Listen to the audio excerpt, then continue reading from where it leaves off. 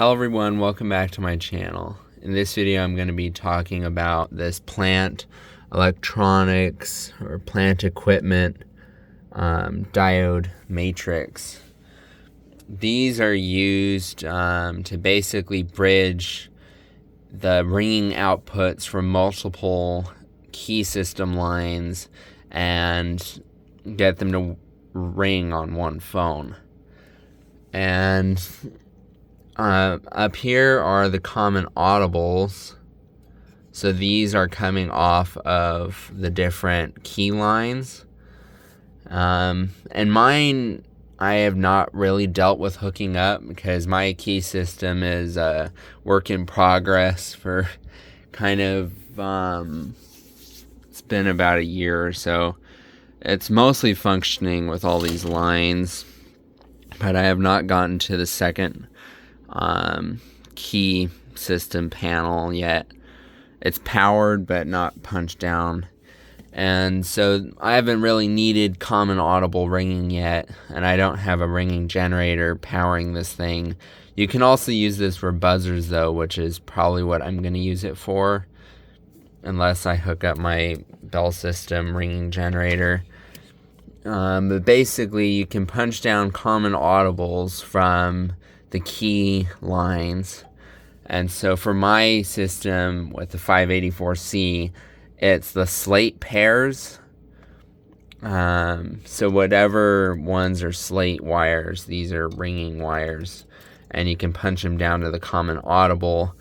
And how this thing works is you only need the actual wire that's going to be temporarily ringing. There's usually one that's always common to the ring ground, and so that one you'll just punch down somewhere over here. But for this, you actually want the ringing power that's going to temporarily connect when a line card is bridging power to it.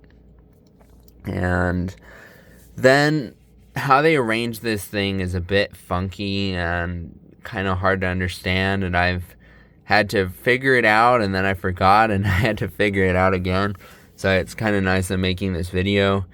But basically, you have the 10 common audibles, and these are common, both of these. So you don't have to worry about one being different. They're both the same. And these correspond to these bridges. So if you count these, there's 10 of them. 1, 2, 3, 4, 5, 6, 7, 8, 9, 10. And that's common with these in order. So up here, number 1 goes to this block, number 1. And then if the switch is on, it goes to the ring common.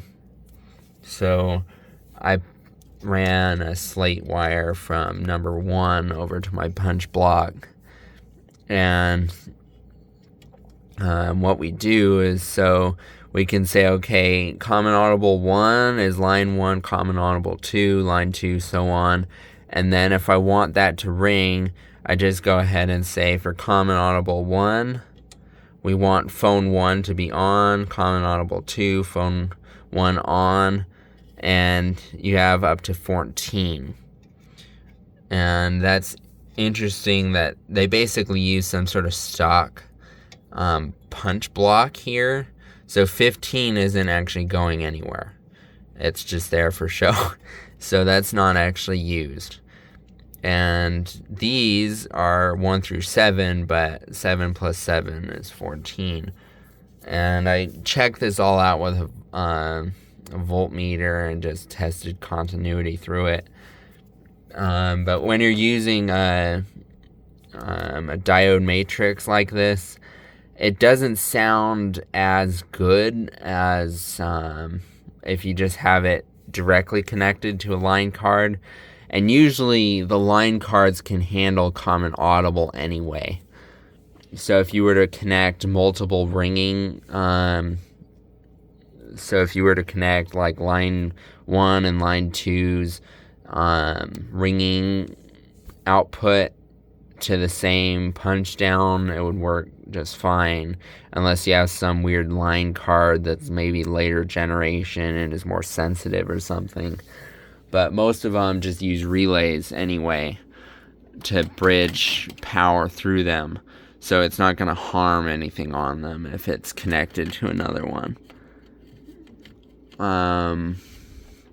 But beware of those later generation Bell System line cards. Some of them are funky, and if you have off-brand, like no-name cards, or I'm not really even sure about these GTE ones. I haven't found many documents on them, so just sort of beware. But like the shoebox key systems built by Western Electric already common the outputs of line cards to get them to ring on multiple lines if you're wanting that.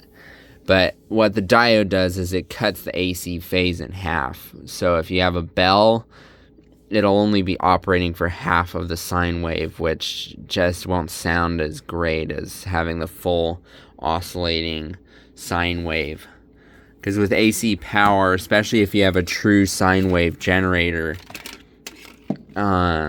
it'll actually go up and down, and so the diode will just cut it in half, and that's to prevent reverse voltage.